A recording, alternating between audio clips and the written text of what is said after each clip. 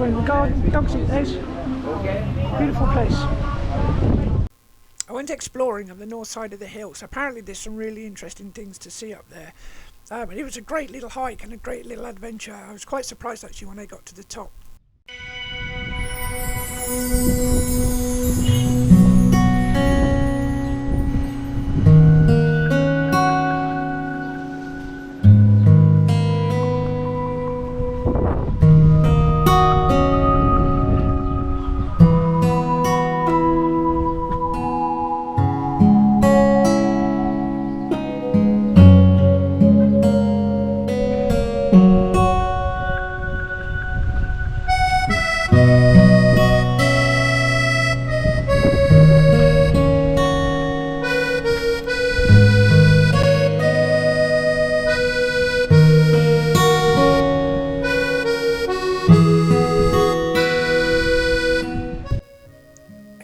This water tank.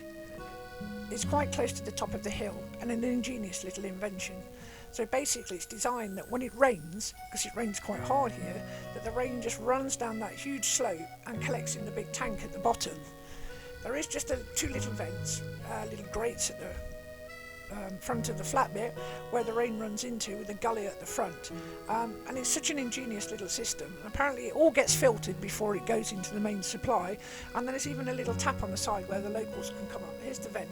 Locals can come up, fill the buckets and do a little bit of washing. This chap was doing while I was there. Simple but effective.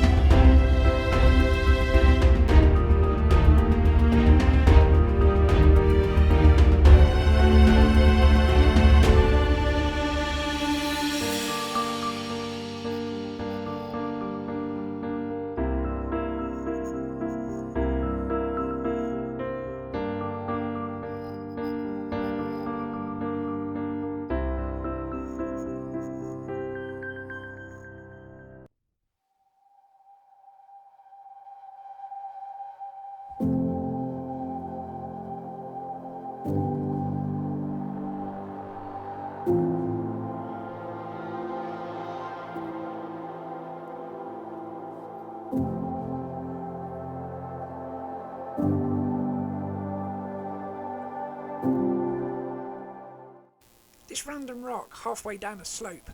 It was really interesting. Obviously the cross on the top has been man-made, but what does it signify? Is it pirate's treasure buried underneath? We'll never know.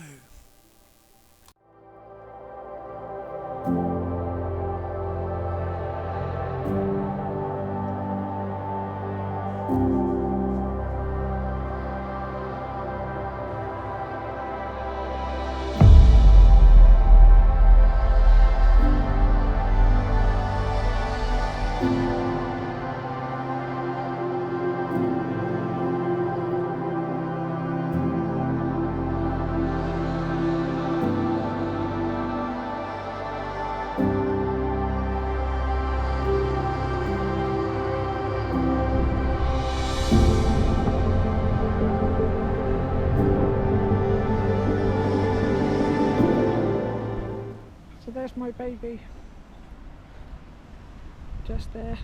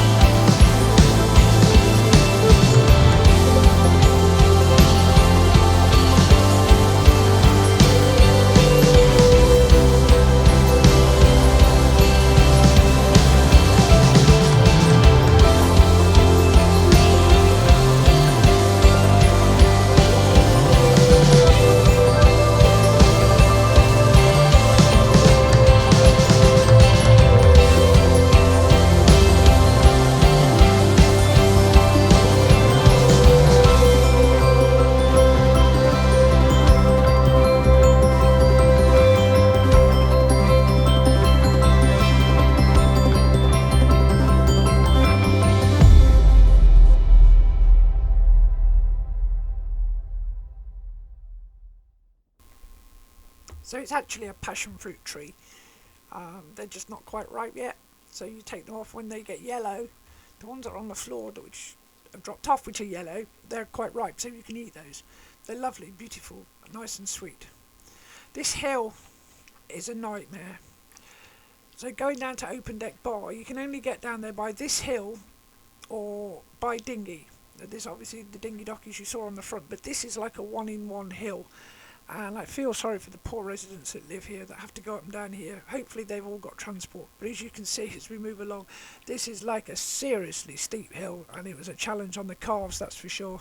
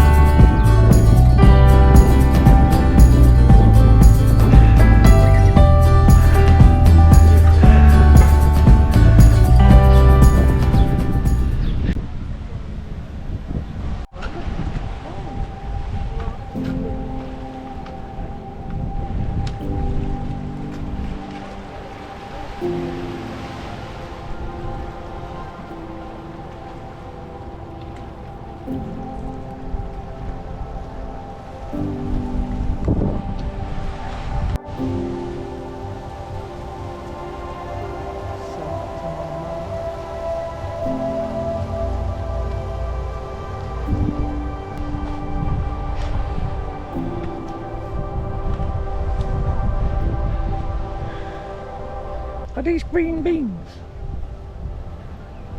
What are these? They look like beans, don't they?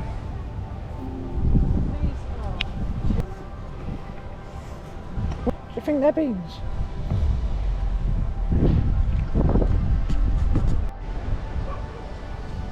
So these look like sugar snap peas and green beans, but I'm sure they're not.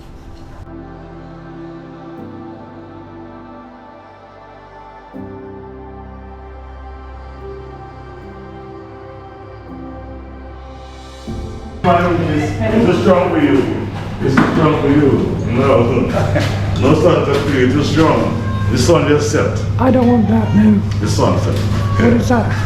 The sunset, so I'm going to have a sunset drink now. 84%, you know? No, yes. Jesus Christ. It's too strong for you.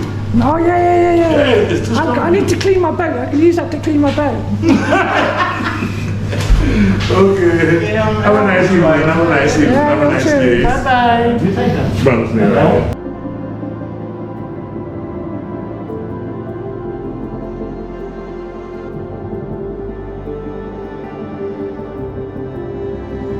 Get White Worry on there because that is super cool.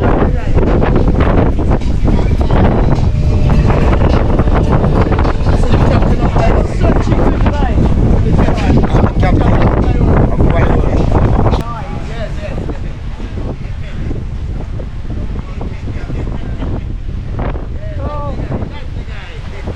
Why worry? This property is really weird. Now, I have seen this before. The locals say that the guy that lived here was possessed by the devil, but he probably had some kind of a mental illness, and it's just full of most bizarre slogans that you have to see it to believe it. And on the outside, he had these really random quotes that they've just been there for so long. I think a lot of it was to do, I'd like to say with COVID, but it was there before COVID apparently. The gentleman actually died of COVID that lived there, but apparently he'd been there for a long time, and he would, like, as you walk past, he would just shout these random things at you about the devil and being possessed and all sorts of kind of weird things.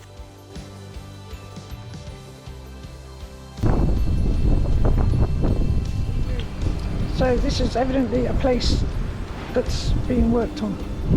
So apparently it's going to be a sports bar somewhere with sort of like appetizers, very Americanized.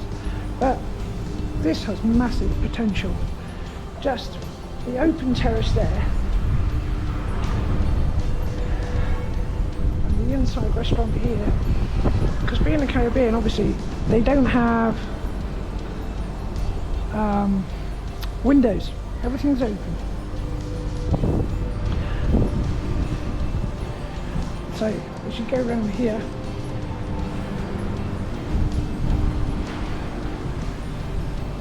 I'm assuming that this is going to be the kitchen, because this is a fair decent size. You can make a nice kitchen here, walk-in fridge in that corner, and as you go through here, so you've got like a fast food section area here where they would serve through that hatch. And that's just ventilation, not window.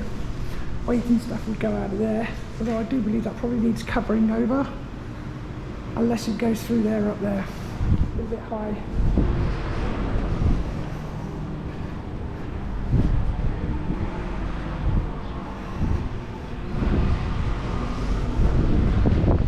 Okay, so then we have toilets out here. These are going to be male and female. So those bits over there, they're going to be bar.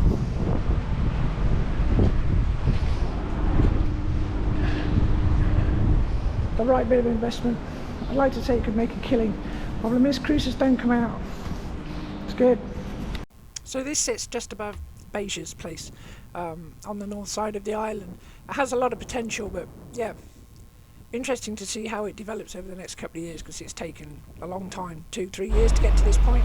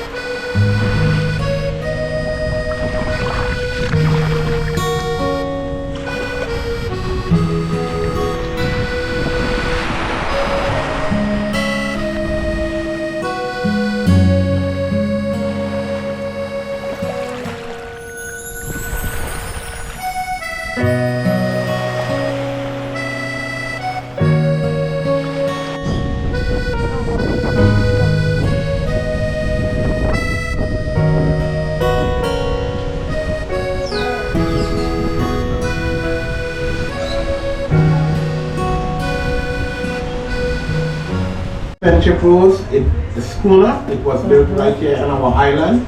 That's and out on the bay. Yes, it was locally owned. Okay? Yes, please. But we have like the models of the whaleboat. We have like the varnish ones because you know some people like the varnish walk, like these and that one and even others. And we also have the painted ones. Yes.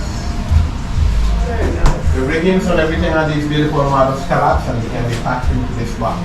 Yep. Yes. We even sell the prints of these picture and postcards, but not the frame. Because the frame is for display purposes. Yes, please. They're really pretty.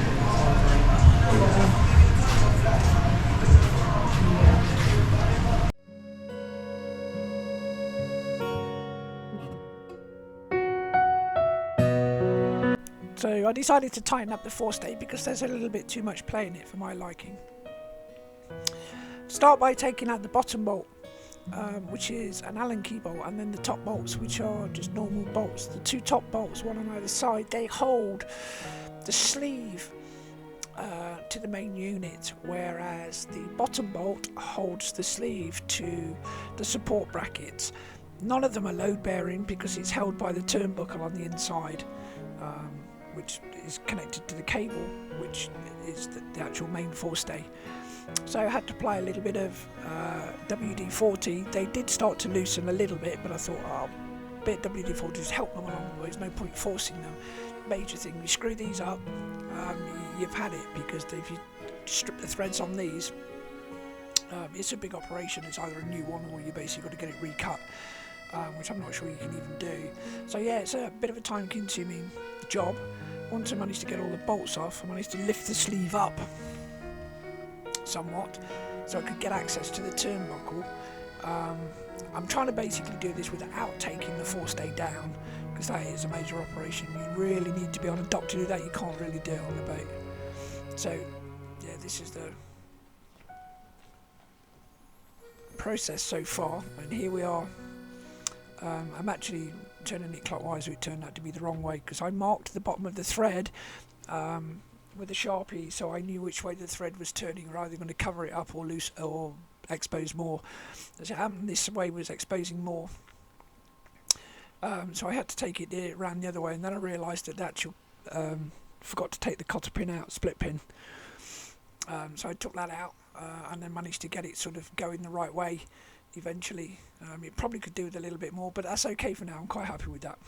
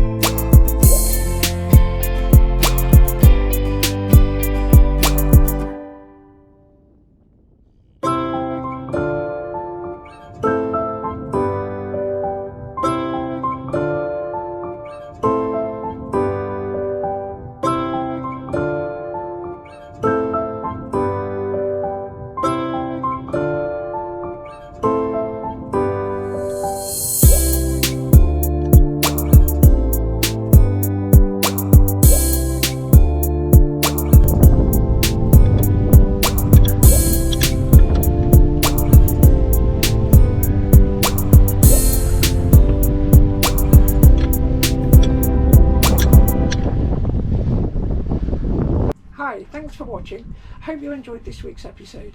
I've tried to show you a little bit about local life and what the locals are like. just a little bit things like how they collect their water and the different bars we went to, which the last one was tend to be a little bit of a local bar.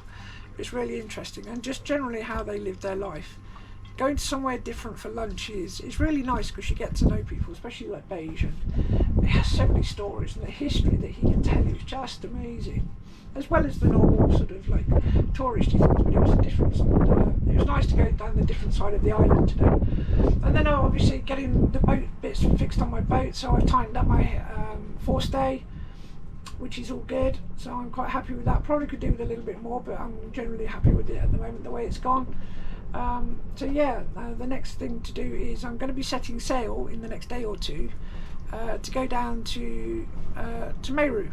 So I'm hopefully going to go down to Meru, spend a day or two there and have a little look around, because apparently it's quite nice down there. And we'll see you all next week. Don't forget to like and subscribe, click that little button, and we'll see you next week. Thank you, bye.